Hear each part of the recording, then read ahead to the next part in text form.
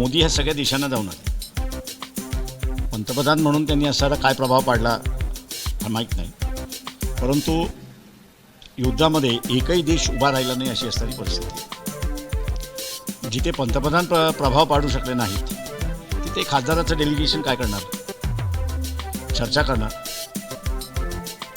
इथले तिथले प्रश्न समजून घेणार आणि संपलं. मी असं म्हणेन की हे वेस्ट ऑफ एनर्जी आणि वेस्ट ऑफ रिसोर्सेस आहेत, एवढंच फक्त मी म्हणेन. याचा खुलासा जोपर्यंत होत नाही तोपर्यंत मला तर ह्या दौऱ्यांचं आउटपुट काय आहे ते आपल्या लक्षात येणार नाही. मी एवढंच म्हणेन की मोदींना असणारा जो प्रश्न विचारला जातो आहे की आपण जे म्हणत होतात की आम्ही असणारं वर्चस्व मिळवलेलं आहे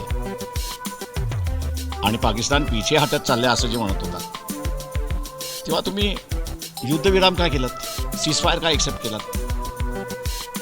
संधी होती पूर्णपणे टेररिस्ट मुवमेंटच संपवण्याची, ती संधी का घालवली याचा पहिल्यांदा खुलासा करा.